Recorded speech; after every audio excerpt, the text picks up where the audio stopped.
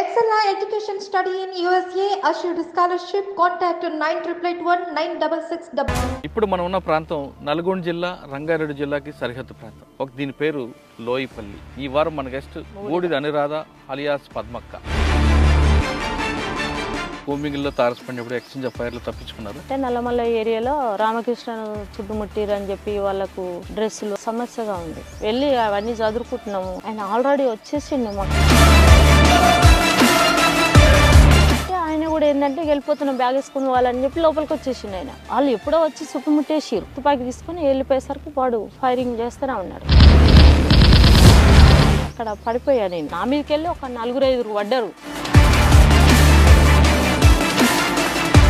Blood కారుతూనే ఉంది. శ్రీశైలంలో మీరు ఉన్నప్పుడు ఎలా దొరికారు? చిన్నలు ఉన్నప్పుడు ఆర్ఎఫ్ఐ డాక్టర్ మీకు తెలియకుండానే అంటే మీరు రాసిన ఉత్తరాలను ఆయనే ఆన్సర్ ఇస్తూ మీకు పక్కదో పట్టించాడు. ఫీవర్ వస్తే నేను వేరే అన్నకు చెప్పినంటే ఇట్లా ఫీవర్ వచ్చింది, పరిస్థితికి ఇది అన్న ఏం చేసిండు,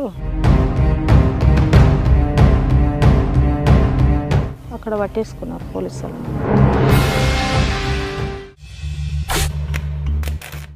వెల్కమ్ టు క్రైమ్ కన్ఫెషన్స్. ఇప్పుడు మనం ఉన్న ప్రాంతం నల్గొండ జిల్లా రంగారెడ్డి జిల్లాకి సరిహద్దు ప్రాంతం. దీని పేరు లోయిపల్లి. లోయిపల్లి అనగానే గతంలో నక్సల్స్ ప్రభావిత ప్రాంతం. ఇటువైపు నుంచి రాచకొండ దళం కానీ లేదా నల్లమల్లి వెళ్ళాలంటే లోయిపల్లి గ్రామంలో షెల్టర్ తీసుకునేవారు అనేది అప్పట్లో వార్తలు. సెంట్రల్ కమిటీ కానీ స్టేట్ కమిటీ కానీ దళం కానీ ఈ ప్రాంతం నుంచి వెళ్తే ఈ గ్రామస్తులు వాళ్ళకి ఆదరించేవారు. దాంతో ఇక్కడ బాగా పట్టుండేది. ఆ ప్రభావంతో ఈ గ్రామం నుంచి చాలామంది అడవులకు వెళ్ళి వాళ్ళు బడుగు బలహీన వర్గాల ప్రజల అభ్యున్నతుల కోసం పనిచేశారు. ఆ విధంగా ఉన్న తర్వాత కొంతకాలం తర్వాత వాళ్ళు తిరిగి జనజీవన సంస్థలు కలిసిన వారు కొందరైతే మరికొందరు పోలీసులు అరెస్ట్ చేసి బయటకు వచ్చారు. అటువంటి వాళ్ళని పరిచయం చేసే ఈ కార్యక్రమంలో ఈ వారం మన గెస్ట్ బూడిద అనురాధ అలియాస్ పద్మక్క. బూడిద అనురాధ లోయిపల్లి అనగానే అప్పట్లో 2006 వరకు పోలీసుల కంటి మీద కునుకు లేకుండా ఉండేది. ఈ చుట్టుపక్కల ఏ యాక్షన్ జరిగినా ఆమె ప్రధానంగా కనిపించేది. దాంతో అప్పట్లో పోలీసులు ఎక్కువగా ఆమె కోసం, ఆమె లేకపోతే వాళ్ళ అమ్మగారిని చిత్రహింసలు పెట్టేవారు అనేది పేపర్లో వార్తలు వచ్చేవి. బూడిద అనురాధ లోయిపల్లిలో దొరల ప్రభావం లేకపోయినా ఎందుకు అటువైపు వెళ్ళారు? వెళ్ళిన తర్వాత ఆమె చేసిన కార్యక్రమాలు ఏంటి? ఆమె అరెస్ట్ అయిన తర్వాత కూడా మరొకసారి వాళ్ళ పార్టీతో అజ్ఞాతలు వెళ్ళడం, రెండోసారి అరెస్ట్ అవ్వడం, ఈ కార్యక్రమం ఎలా జరిగింది, ప్రస్తుతం ఆమె జీవన విధానం ఎలా కొనసాగుతున్న విషయాన్ని అక్కడ తెలుసుకుందాం. అక్క నమస్తే. నమస్తే. బూడిద అనురాధ అలియాస్ పద్మక్క అలియాస్ రమక్క, చాలా పేర్లు ఉన్నట్లు. అక్క 2006లో మీరు ఫస్ట్ టైం అరెస్ట్ అయ్యి బయటకు వచ్చినప్పుడు ఇదే గ్రామంలో నాకు ఇంటర్వ్యూ ఇచ్చారు. లోయిపల్లి రావడానికి భయంకరమైన వాతావరణం. ఎందుకంటే రోడ్లు ఉండేవి కావు. నెక్స్ట్ మీ సానుభూతి పరులు ఎక్కువ ఉంటారు, మరోవైపు పోలీసుల ఒక తనిఖీలు ఎక్కువ ఉండేవి. కానీ ఇప్పుడు చాలా ప్రశాంతంగా కనిపిస్తుంది. రోడ్లు పడ్డాయి, డెవలప్మెంట్ కూడా వచ్చింది. అంటే అప్పట్లో పార్టీ ప్రభావంతో ప్రభుత్వం కిందకు వచ్చింది అనుకోవాలా, లేదు పార్టీ పూర్తిగా తగ్గింది కాబట్టి డెవలప్మెంట్ జరిగింది అనుకోవాలి. అంటే సిమెంట్ రోడ్లు కనిపిస్తున్నాయి, చాలా బాగా చక్కగా కనిపిస్తుంది. అయితే లోయిపల్లి అనగానే ఒకప్పుడు మీకు సానుభూతి పరులు పార్టీ ప్రభావం ఉండేది. కానీ దొరల రాజ్యం కానీ దొరల ప్రభావం కానీ పెత్తందారుల ప్రభావం లేని ఈ గ్రామం, ఇక్కడ నుంచి చాలామంది ఎందుకు వెళ్ళారు పార్టీలోకి? అప్పుడు పరిస్థితులు ఏ విధంగా ఉండేవి? మీరు వెళ్ళిన తర్వాత చేసిన కార్యక్రమాలు ఏంటి? బయటకు వచ్చాక ఇప్పుడు ఎలా జీవిస్తున్నారు చెప్పండి. అప్పుడు ప్రభావం ఏం లేదు అనుకో, కానీ మా నాన్నకున్న ఏంటంటే రజాకార్ల పోరాటం, తెలంగాణ సాయుధ పోరాటం, అప్పట్లో మా నాన్నకు అది ఉండేది. మా నాన్నకు బూడిది వెంకయ్య. అయితే ఆయనకున్నటువంటి ప్రభావమే కావచ్చు, ఇంకొన్ని ఏంటంటే మాకు టీవీలో ఇంకా వేరే ఏం లేకపోయేది. ఒక పొలిటికల్గా నేను ఏదో చేయాలని కూడా ఆలోచన అట్లే, ఆ వయసు కాదు కానీ అట్లా ఉండకపోయేది. మా నాన్న వల్ల కొంచెం నాకు అటు పోవాలి అనే ఆలోచన ఉండేది. అప్పుడప్పుడు దళం కాడికి తోలుకెళ్తుండేది. దళం వచ్చేది అప్పుడు ఊర్లోకి? వచ్చేది. ఊర్లోకి అని కాదు కానీ ఇక్కడ మా ఏరియాలో ఇక్కడికి వచ్చేది. మీ బాబాయ్ కేర్ ఆఫ్ అడ్రస్ కదా? మా నాన్నను కలిసేది, మా నాన్న తోలుకపోయేది, మెల్ల తోలుకపోయేది, వాళ్ళు వెతుకునేది, వాళ్ళు తినబెట్టేది. కొంచెం అట్లా వాళ్ళని చూస్తుంటే నాకు బాగా ఆదాయితుండే. దానివల్ల నేను వెళ్ళిన తర్వాత మా నాన్నకి ఫస్ట్ ఎక్కడ కాంటాక్ట్ అయ్యావు మళ్ళీ? ఫస్ట్ నేను ఎక్కడంటే అక్కడ గుట్ట ఉంటుంది, ఎక్కడ మన ఎల్లికొండ అని అక్కడ ఏరియా ఉంటుంది. మా నాన్న అక్కడికి తీసుకుపోయాడు. నన్ను ఒక్కదాని కాదు, మా పెద్దనాయన కొడుకులు, మా బాబాయ్ కొడుకులు, నేను అక్కడికి వెళ్ళాను. అక్కడికి వెళ్ళి కొద్దిసేపు కూర్చొని వాళ్ళు పెట్టింది తిని నైట్ 12-1 గంటల దాకా వాళ్ళు నన్ను బాగా ఆడిపించుకునేది. ఇక ఎన్ని సంవత్సరాలు వెళ్ళాము అప్పుడు అంటే నేను వెళ్ళినప్పుడు ఒక 16 ఏండ్లు అట్లున్నది. అంటే ఆ వయసుకు కూడా సరిపోదు, నీ వయసు సరిపోదు అని చెప్పి 1 సంవత్సరం ఇక్కడే వదిలేసిపోయారు. నేను వస్తా అంటే కూడా వాళ్ళు వినకుండా వదిలేసిపోయారు. మళ్ళీ ఒక 6 నెలలకో సంవత్సరానికి వచ్చి తోలుకెళ్ళారు. అంటే నేను వస్తా అంటేనే వాళ్ళు తీసుకెళ్ళారు. మా నాన్నకు కూడా ఏం తెలియదు నేను పోతా అనే విషయం, ఆయనకేం తెలియదు. కాకపోతే నన్ను అప్పుడప్పుడు తీసుకుపోయేది, మాట్లాడిపించేది, మళ్ళీ తోలుకొచ్చేది, అట్లా ఉండేది అన్నట్టు. ఇంకొకటి ఏంటంటే మా ఊర్లో ఒక ఆమె ఉండే, వాళ్ళు నీల మల్లమ్మ అని ఉండే, గౌరోళ్ళు. ఆమె మ్యారేజ్ అయింది. మ్యారేజ్ అయిన తర్వాతకి ఆమె వాళ్ళ అత్తగారింటికి వెళ్ళినాక ఒక గామ్లో అయినా లవ్ చేసినంట. అంతకుముందే మ్యారేజ్ కాకముందే ఆమెను మ్యారేజ్ అయిన ఆమెను తోలుకొచ్చుకొని ఆమెను ఆగం చేసిండు. ఆగం చేసి చంపేసిండు. ఆమెను చంపేసిరు, కిరసనంలో పోసి చంపేసిరు. వాళ్ళ క్యాస్ట్ వేరు, వాళ్ళు గౌడ్స్, వీళ్ళేమో కురుమలు. దానివల్ల మా క్యాస్ట్ కాదని వాళ్ళ ఇంట్లోకి రానియలేదు. అక్కడ కిరాయికి తీసుకొని ఉన్నారు కొద్ది రోజులు. తర్వాతకి ఏమైందో వాళ్ళ మధ్యలో గొడవలు, ఆమెను మర్డర్ చేసేసిండు. మర్డర్ అంటే కిరసనాయలు పోసి చంపేసిండు. హాస్పిటల్ తీసుకుపోతే అక్కడ చనిపోయింది. అంతా ఊరు జనాలంతా వన్ చంపేయాలి అది అని చెప్పి ఊర్లో బాగా అదైంది. అదైనప్పుడు అంతకుముందే ఒకసారి ఏమో ఏమైనా బాగా టార్చర్ పెట్టాడు. నైట్ పూట ఈ ఏరియాలో ఎన్ని బావులు ఉన్నాయి అన్ని బావులకు తిరిగింది ఆమె గోడు చెప్పుకోలేకుండా. ఎందుకంటే ఆమె అక్కడికి వెళ్ళి వచ్చింది, వాళ్ళ ఇంటోళ్ళు సేదరించేవాళ్ళు కాదు, ప్లస్ వాళ్ళ అమ్మోళ్ళు దగ్గరికి తీసేవాళ్ళు కాదు, వీళ్ళు క్యాస్ట్ ఫీలింగ్తోని. దానివల్ల ఆమె బాగా టార్చర్ అనుభవించింది. దానికోసం అని చెప్పి ఈమె ఏం చేసిందంటే, వీళ్ళు ఇక్కడే ఎన్నో కలిసిరు నక్సలైట్. వాళ్ళు కలిసినప్పుడు ఆమె ఎట్లనో వాళ్ళకి చెప్పుకుంది ఆమె బాధ. నువ్వు వాళ్ళకి ఎట్లా చెప్పుకున్నావు అని చెప్పి ఆమెను ఇంకిత అది చేసిండు ఆయన. ఇక వాళ్ళకి ఆ విషయం తెలిసి ఆ విషయాన్ని దృష్టిలో పెట్టుకొని ఈమె ఎప్పుడైతే చనిపోయిందో ఒక 6 నెలలో ఒక 2 నెలలకో వచ్చి కొట్టిరు. మా ఇంటి దగ్గరికే తీసుకొచ్చి కొట్టిరు. అప్పుడు నేను వెళ్ళలేదులే కానీ అప్పుడు చిన్నగా ఉన్నా, అక్కడికే తీసుకొచ్చి కొట్టిరు ఆయనను బాగా. కొట్టినాక ఆమెను తీసి అక్కడ పెట్టేసిరు. అది అయిపోయింది. అది అయిపోయిన కొద్ది రోజులకి ఈ కొదాసిపల్లి అని విలేజ్ ఉంటుంది, అక్కడ ఒక దొర ఆయన ఉండే, విఠల్ రెడ్డి అని. విఠల్ రెడ్డిని ఇక మరి ఆయన ఒక ఇన్ఫర్మర్ అని చెప్పి మహిళలను అక్కడ టార్చర్ పెట్టి ఎస్సీ మహిళలను ఇట్లా వాడుకుంటుండని చెప్పి ఆ ప్రభావంతో ఆయన ఇల్లు గిన్నె వేల్చేసారు. ఆయనను కొట్టాలని పోయారు క్యాజువల్గా. ఆయనను కొంచెం కొట్టిరు, కాళ్ళు చేతులు ఇరగొట్టి ఇల్లు వేల్చేసారు. ఇల్లు వేల్చేసినాక ఇక అక్కడ నుండి వెళ్ళిపోయారు. అప్పుడు బాగుండే ప్రభావం. అదే టైంలో సరంపేట గుట్టలలో ఒక జాతర జరుగుతుంది. అక్కడ ఒక గుడి ఉండదు. ఆ గుడి కాడ ఒక ఎస్ఐని చంపేసారు. యాక్షన్లో అదే టైంలో ఇక ఒకటి వెనకంగా ఒకటి అయితేనే ఉన్నాయి. ఇక అదే టైంలో ఇక మేము ఇక్కడ ఇక వెళ్ళిపోయిన ఉంటాం. వేరే వాళ్ళు వచ్చిర్రు. అంటే నేను వస్తా అని చెప్పి పలానా కాడికి వస్తారని చెప్పి వేరే వాళ్ళు వచ్చి నన్ను రిసీవ్ చేసుకొని ఇంటికి వచ్చి తీసుకొని వెళ్ళింది. ఈడంగానే వెళ్ళాం.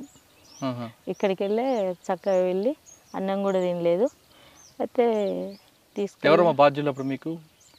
అప్పుడు బాధ్యులు ప్రభాకర్ అని ఉండే, బోనం శ్రీనివాస్ రెడ్డి, విప్పర్తి విలేజ్, నల్గొండ డిస్ట్రిక్ట్, మునుగోడు మండల్. అయితే ఆయన ఉండే మాకు బాధ్యులు. అదే టైంలో జిల్లా సెక్రటరీగా ధర్మన్న అని ఉండే, ధర్మన్న విజయ్ అక్క. ఇదే దారిలో వెళ్ళారు, ఎక్కడ కలిసారు? ఇదో దారిలో వెళ్ళాక 6 కిలో గుట్టలలో అక్కడ ఉన్నది దళం. ఆ అక్క నన్ను ఎక్కడ బండనేవురికి తీసుకెళ్ళింది. అక్కడ తీసుకెళ్ళినాక అక్కడ ఎంత 6 అవుతుంది సాయంత్రం. ఒక బావి దగ్గర ఉన్నాం ఆమె నేను ఇద్దరం కలిసి. అక్కడికి మా అన్న వచ్చిండు, మా పెద్దనాయన కొడుకు, కొదాసిపల్లి వాళ్ళది విలేజ్, బూడిదొల్లే. అయితే మా పాలొల్లే అన్నట్టు. ఆ అన్నను పంపించారు అక్కడికి. అక్కడికి వచ్చినాక తీసుకెళ్ళిండు ఆయన, దళం కాడికి తీసుకెళ్ళిండు. అక్కడికి పోయేసరికి 8:30 అట్లా 7:30 8:30 చీకటి పడ్డది అక్కడ. అక్కడ పోయినాక దళం అంతా ఉన్నారు. ఇక దళం అంతా ఉన్నారు. వాళ్ళు చర్చించుకుంటున్నారు, ఎందుకంటే నన్ను తీసుకోవాలన్నా వద్దా అని చెప్పి వాళ్ళు మాట్లాడుకుంటున్నారు. ఇట్లా తను వచ్చింది, కొద్ది రోజులు ఉంచుకొని పంపిద్దామా లేకపోతే వయసు చిన్నది కాబట్టి కొంచెం ప్రభావం వేరుంటుంది కదా బయట. అవును. దానివల్ల పంపిద్దామా అని చెప్పి వాళ్ళు చర్చించుకున్నారు. నేను ఓనంటే ఓనని చెప్పి నేను వాళ్ళతో పాటే ఉండిపోయా. ఇక అక్కడ నుండి ఇక దళంలో ఉన్నాయి. ఇక వెళ్తున్న దారిలో అనిపించలేదా చాలా దూరం నడిచుంటారు, అన్నారు. రాత్రి అయితే మీకు ఇళ్ళల్లో ఉన్న వాళ్ళకి ఇల్లు ఉండవు, ఎండ వాన వర్షం అంతా కూడా అడవి, ఎప్పుడైనా అనిపించిందా ఇంటికి వెళ్ళిపోదామని? అట్లేం అనిపించలే కానీ కొంచెం ఇక మా నాన్న అంటే కొంచెం భయం ఉండేది. మా నాన్న ఏమంటాడో, మా నాన్న తిడతాడేమో, మా అమ్మ ఏడుస్తుందేమో అనే ఒక అది ఉండేది. కానీ నేను ఇంటికి పోవాలని అదేం ఉండకపోయేది. కొంచెం కాదమ్మా, ఇక్కడ మీకు ఊర్లో దొరల ప్రభావం లేదు ఒకటి, రెండోది మీరు వ్యక్తిగతంగా మీకు ఎక్కడ కూడా నష్టం జరగలేదు ఎవరి నుంచి కానీ, నాన్నకు ఒకటే భావజాలం ఉంది. సరే, ఆ భావజాలం ప్రభావంతో లోపలికి వెళ్ళారు. ఏం చేద్దాం అనుకున్నారు అక్కడికి వెళ్ళిన తర్వాత? నాకు ఆ టైంలో అయితే ఏం చేయాలి అనే అదైతే నాకు ఆలోచన ఏం లేదు. ఎందుకంటే ఆ వయసు కాదు నాది. మరి ఎప్పుడు వచ్చింది మీకు ఏం చేయాలని? అంటే కొంచెం నేను పెద్దగా అయినాక కొంచెం అంటే ఒక 18-20 ఏళ్ళు ఆ టైంలో కొంచెం ఇట్లా కొట్టాలి, వీళ్ళని కొడితే ఇట్లుంటుందా అని చెప్పి నాకు రోజు వాళ్ళు శిక్షణ ఇచ్చేవాళ్ళు కదా. అంటే కొట్టడం ఒకటే కాదు కదా, పార్టీకి ప్రజల దగ్గర తీసుకోవాలి, ప్రజల రాజకీయ చైతన్యం నింపాలి, ప్రజల యొక్క బాగోగులు చూడాలి, వాళ్ళ సమస్యలు పరిష్కరించాలి కదా.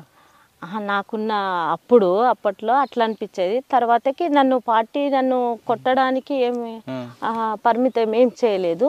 అయితే నేను ఎక్కువ ఏంటంటే పబ్లిక్నే కలిసేది. వాస్తవానికి ఏంటంటే ఒక లంగ జాకెట్ వేసి గడిపోయి ఒకళ్ళని కలిసిరప్ప అంటే అక్కడికి వెళ్ళేది, గడిపోయి గది తీసుకురప్ప అంటే అక్కడ వెళ్ళేది.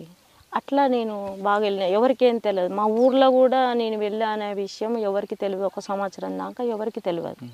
అప్పుడు మా పెద్దనాయన కొడుకు చనిపోయిండు, వీరస్వామి అని పాపయ్య, బుడిది పాపయ్య అని ఉండే. ఆయనకి ఎప్పటి నుండో పరిచయాలు ఉన్నాయి కానీ మనకు తెలియదు. అయితే ఆయన ఎన్కౌంటర్లో, పసునూరు ఎన్కౌంటర్లో చనిపోయిండు. ఆయన చనిపోయినప్పుడు నా పేరు బయటకు వచ్చింది. అప్పటిదాకా ఎవరిని తీసుకొని వెళ్ళిపోయింది ఇలా బిడ్డ అనే విషయము ఈ పబ్లిక్ తెలుసు, అంతేగాని నేను నక్సలైట్లో పోయినా అనే విషయం ఏం తెలియదు. ఆ సంవత్సరం తర్వాత నీ పేరు బయటకు వచ్చింది. వచ్చిన తర్వాత మీ ఇంటికి పోలీసులు వచ్చారు కదా? మా ఇంటికి పోలీసు వాళ్ళు వచ్చేది, మా నాన్నని పట్టుకపోయేది, కొట్టేది, మా చెల్లెని పట్టుకపోయి కొట్టేది, ఏడ ఉండరు అని చెప్పి. ఒక 2-3 ఏళ్ళ తర్వాతకి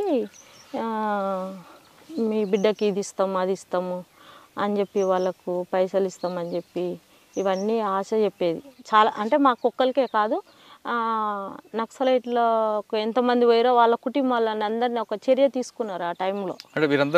తీసుకురావాలి, అడవిలోకి వెళ్ళి ఊర్లలోకి తీసుకొచ్చుకోవాలి వాళ్ళ పిల్లల వాళ్ళ అని చెప్పి ఆ ఎత్తుగడేసారు పోలీసు వాళ్ళు. అట్లా మా నాన్న ఏం భయపడకపోయేది, వెళ్ళి మాట్లాడేది, వచ్చేది. మీరేం చేసేవారు అడవుల్లో అప్పుడు? నేను ఆర్గనైజేషన్ చేశాను. ఎక్కడెక్కడ తిరిగారు? ఈ రాచకొండ ఏరియా మొత్తం తిరిగాను. రాచకొండ ఏరియా మొత్తం తిరిగిన తర్వాతకి నాకు అంటే తర్వాతకి నాకు బయట ఏంటంటే పార్టీ ఏం చేస్తుంది అంటే బయట సంఘాలలో పని చేయిస్తుంది. ఫస్ట్ పని చేయించి వాళ్ళ ప్రభావం ఎట్లుంది, వాళ్ళ తెలివితేటలు ఎట్లా, వాళ్ళు యాక్టివ్గా ఉన్నారా, ఏ విధంగా ఉన్నారా, అట్లా డిసైడ్ చేసిన తర్వాత ఓకే అనుకుంటేనే పార్టీ తీసుకుంటుంది. నా పరిస్థితి అది కాదు, నేను డైరెక్ట్గా వెళ్ళిపోయాను.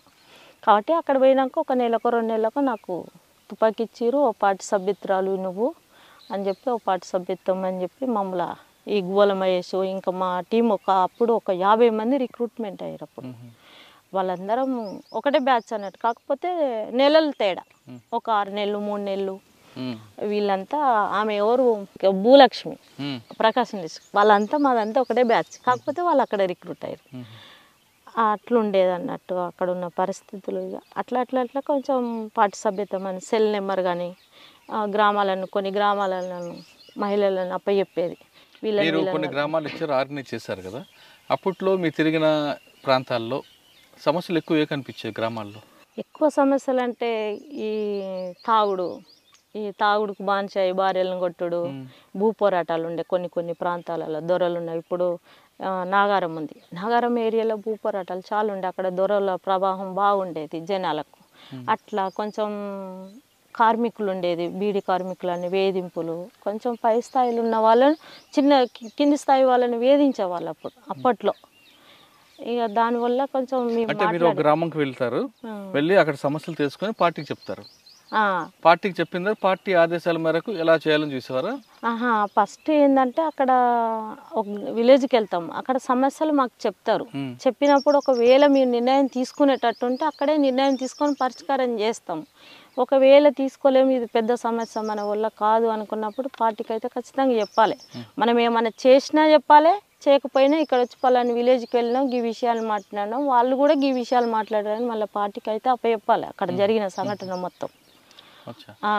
దాన్ని బట్టి మళ్ళీ పార్టీ ఏమన్నా ఒక్కరి నిర్ణయం కాదు, అందరు కూర్చొని మళ్ళీ సమీక్షించి మళ్ళీ గీ సమస్యకి పరిష్కారం చేస్తే బాగుంటుంది అని చెప్పి అందరి నిర్ణయంతో మళ్ళీ వెళ్ళి ఆ సమస్యను పరిష్కారం చేసుకునేవాళ్ళు. మీరు అడవిలోకి వెళ్ళారు అంటే మిగతా అడవులు వేరు, రాచకొండ గుట్లు వేరు.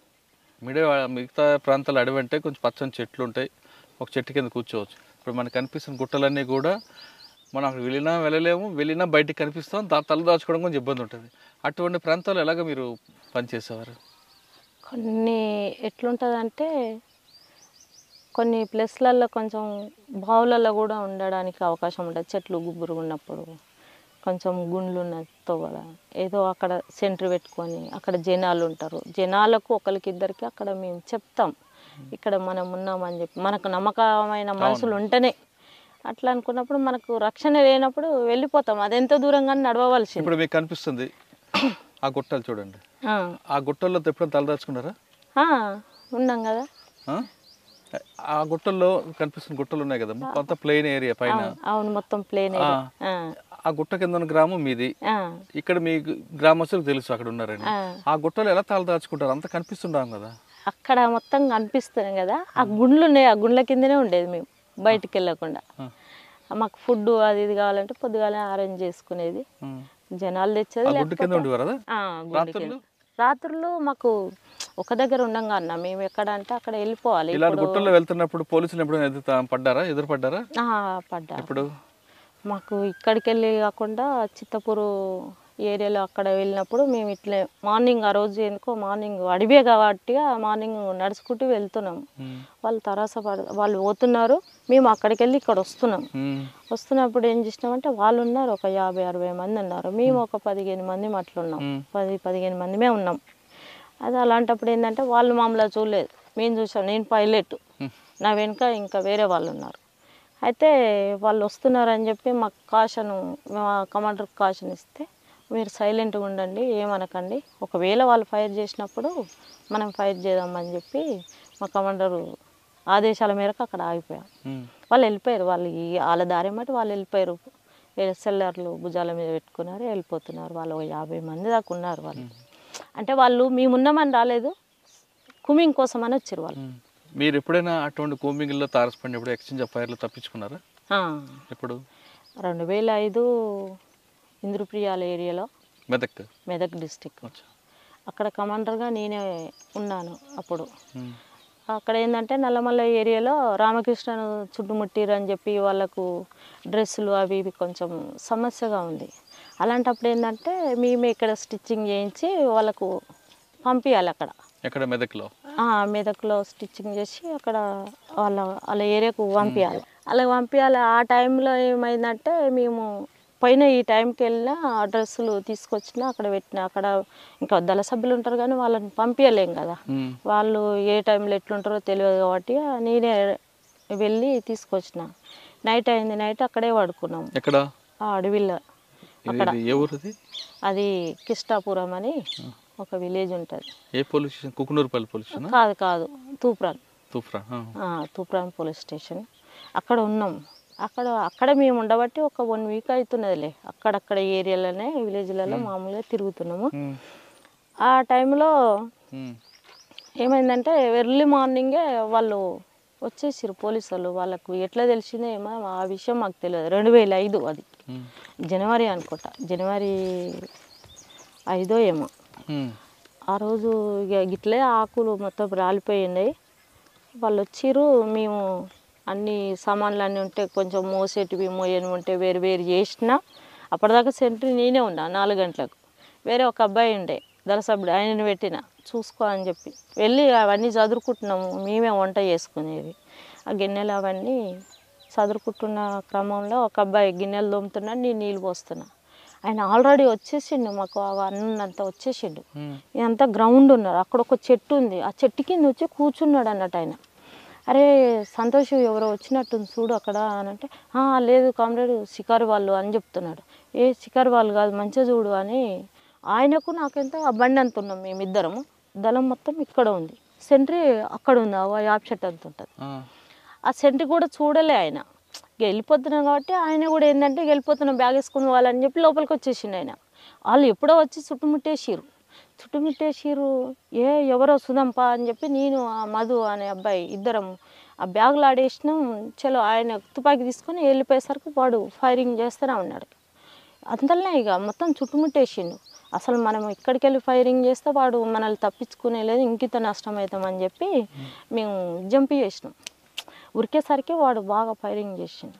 అక్కడ ఏంటంటే అక్కడ పడిపోయా నేను ఒక బండ మీద. నా మీదకి వెళ్ళి ఒక 4-5 పడ్డారు. నా మీదకి వెళ్ళి నన్ను దుంకి వెళ్ళిపోయారు. నేనేం కింద పడిపోయినా. ఆ చంద్రబాబు గుంటలని తీసిరు, ఇంత గుంటలు అని చెప్పి అప్పుడు ఆ అండ్ల పడిపోయినా నేను. అండ్ల పడిపోయినా బ్లడ్ కారుతూనే ఉంది. ఇక అక్కడికి వెళ్ళి అయితే తప్పించుకొని బయట పడ్డాక గుంతలు పడ్డం చూడలేదు, చూసిరు మా వాళ్ళు తప్పించుకోవడానికి. అక్కడ మా పోలీసులు చూడలే. వాడు ఫైరింగ్ చేస్తూనే ఉండు, మాకు బాగా ఫైరింగ్ జరుగుతుంది, చుట్టూ జరుగుతుంది. ఇక్కడ గుండ్లు ఉన్నాయి, ఆ గుండ్ల మీదకి వెళ్ళి వాడు కొడుతున్నాడు. మేము కింద అయిపోయినా, వాళ్ళు ఐటోళ్ళు ఉన్నారు. దానివల్ల ఇక మేము తప్పించుకొని నేను రాలేను అని చెప్పి వీడికెళ్ళి అంత దూరం మురికా, బ్లడ్ కారుతున్నది. నేను రాలేను, ఇక మీరు వెళ్ళండి అని అంటే మా వాళ్ళు మళ్ళీ అంత దూరం వెళ్ళి నన్ను గుంజుకొని ఉరికిరు. ఇక నేను ఒక్కదాన్నే ఉన్నా లేడీ, అందులో అందరూ బాయిస్తే ఎంత ఒక 9 మంది ఉన్నాం. అలాంటప్పుడు ఇక తప్పించుకొని అక్కడికి వెళ్ళి ఇంకా ఒక 3-4 డేస్ అన్నం లేదు మాకు. ఇక వాటరే ఆడ ఈడ తెచ్చుకొని సాటుకు అట్లా తాగి ఎన్నో దగ్గర షెల్టర్ తీసుకొని అట్లా ఉన్నాం. అది అయినా ఒక 3-4 డేస్కే ఇంకా ఒకరినికంగా ఒకరు వెళ్ళిపోతూనే ఉన్నారు. ఇక వీళ్ళు భయపడి దళ సభ్యులు వాళ్ళు ఎక్కువ రోజులు కాలేదు, వాళ్ళు వచ్చి కూడా తక్కువ టైంలో 1 సంవత్సరం 6 నెలలు అట్లా వెళ్ళిపోతున్నారు. అసలు వీళ్ళు వెళ్ళిపోతున్నారు ఏంది అసలు. ఇక వీళ్ళు వెళ్ళిపోయారనుకో మాకున్న షెల్టరు మళ్ళీ వచ్చి పోలీసు వాళ్ళు అది చేస్తారు, ఏంటి పరిస్థితి అని చెప్పి ఇక వాళ్ళు ఉన్నోళ్ళమే ఉన్నా సరే అని ఇక ఇప్పుడు నువ్వు వెళ్ళిపోయినావు అనుకో మళ్ళీ పోయి పోలీసు వాళ్ళకి చెప్తే మాకు ఇబ్బందే కదా. ఇక్కడికెళ్ళి మళ్ళీ ఎక్కడో వెతుక్కోవాలి, నైట్ వెతుక్కోవాలి, మళ్ళీ తీసుకుపోయి అక్కడ ఉండాలి. ఇక ఇలా చాలా ఇబ్బంది ఉండేది. ఇక కాదమ్మా, రాచకొండ నుంచి మెదక్ ఎందుకు వెళ్ళావు? మెదక్లో ఇప్పుడు ధర్మన్న అనే కామ్రేడ్ ఇక్కడ చనిపోయాడు, అమరుడు అయ్యిండు. అందులో అక్కడికి పోయే వాళ్ళు ఒక 6 మంది చనిపోయారు ఆ ఎన్కౌంటర్లో. అక్కడ మెదక్కి వెళ్ళిపోయేవాళ్ళు. అదే టైంలో తెల్లారైతే వాళ్ళు వెళ్ళిపోవాలి. అదే టైంలో ఎర్లీ మార్నింగ్ ఇక్కడ ఎన్కౌంటర్ జరిగింది. ఆ ప్లేస్లో నన్ను పంపించారు పార్టీ. మీరు ఇంకెవరు? నేనైతే నేను ఒక్కదాన్ని ఇక్కడికి వెళ్ళింది. అప్పుడు తీర్మానం చేసింది ఒక 6 మెంబర్స్ని తీర్మానం. రాచకొండ నుంచి ఎలా వెళ్ళారు అక్కడికి? రాచకొండ నుండి ఇక్కడికి వెళ్ళి నడుచుకుంటూనే వెళ్ళాం. మెదక్ నడుచుకుంటూనే వెళ్ళాం. ఎన్ని రోజులు పట్టింది? పడుతుంది ఒక 8 రోజులు 9 రోజులు అట్లా పడుతుంది. నడుచుకుంటూనే వెళ్ళేది. ఇక నడిచినామంటే ఈ పొద్దున నుండి ఇక సివిల్లో నడిచేది, కొన్నిసార్లు డ్రెస్ మీద తక్కువ పోయేది, కానీ చాలామంది ఉంటే డ్రెస్ మీద వెళ్ళాము. ఒక 2-3 ఉంటే సివిల్లోనే వెళ్ళేది, ఇట్లానే మామూలుగా వెళ్ళిపోయేది, నడుచుకుంటూనే వెళ్ళేది. కొండల నుండి వెళ్ళేది. ఇక మామూలుగా విలేజ్లు ఇట్లా కలిసినప్పుడు ఇట్లా మామూలుగా జనాలతో మాట్లాడుకుంటూ కూడా వెళ్ళేవాళ్ళం. అట్లా మెదక్లో అక్కడ తప్పించుకున్న తర్వాత మీరు ఎక్కడికి వచ్చారు? అక్కడ తప్పించుకున్న తర్వాతకి మేము ఇంకా వేరే మా కార్యక్రమంలో ఉండే కొన్ని యాక్షన్ ఉండే నర్సాపూర్ ఏరియాలో, అక్కడ యాక్షన్ చేసినాం. గుమ్మడిదల కానీ నర్సాపూర్ దళ అది. అంతకుముందు గుమ్మడిదల ఉండే, మెదక్ నెత్తేక ముందు గుమ్మడిదల అని ఉండే. గుమ్మడిదల ఇక్కడ ఉండే ఇంద్రప్రియాలకు దగ్గరలో ఉండే. అది మేము నర్సాపూర్ ఏరియాలో వేరే దళం ఏర్పాటు చేసినాం 1+2. అప్పుడు ఇక్కడ నల్లమల్లని చుట్టుముడుతురు అనే ఉద్దేశంతో అక్కడ ఒక కార్యక్రమం తీసుకొని మేము ఒక 2-3 ఇన్ఫార్మర్లను వేసేసినాం అక్కడ వేసేసినాక ఆ తర్వాతకి కొద్ది రోజులకు మా జిల్లా సెక్రటరీ ఉండే వరంగల్ డిస్టిక్. ఆ వరంగల్ డిస్టిక్ జిల్లా సెక్రటరీకి ఆయనకి ఏమైందో ఏమో, మేము వెపన్స్ అన్నీ ఒక ఆడ పెట్టినాము. అక్కడ పెట్టిన తర్వాత ఆయనకి ఏమైందేమో నేను వస్తా కానీ మీరు వెళ్ళండి అని చెప్పి ఆయన ఒక నైనం పిస్టోలు ఉంచుకున్నాడు. మరి వస్తాడు కదా, మళ్ళీ ఆయన పై స్థాయి కాబట్టి మనం అడిగితే కొంచెం మనం రహస్యంగా జీవితం ఆయనను మనం అన్నీ అడగలేం కదా. నేను వస్తా కానీ మీరు వెళ్ళండి అని చెప్పి ఆయన మాకు ఏపీటీ ప్లేస్ చెప్పిండు. అక్కడికి వెళ్ళి ఆయన ఎక్కడ వెళ్ళిండో మాకు తెలియదు. అసలు మేము నల్లమల్లకి వచ్చేదాకా మాకు తెలియదు కదమ్మా. అప్పట్లో గోపీచంద గ్రానైట్స్ మీద వాటి మీద అటాకులు జరిగి ఎవరు చేశారు? ఎక్కడ? OP Krishna granites. ఆ విషయం తెలియదు నాకు. మెదక్లో 2-3 సంఘాలు పెద్దవి జరిగాయి కదా.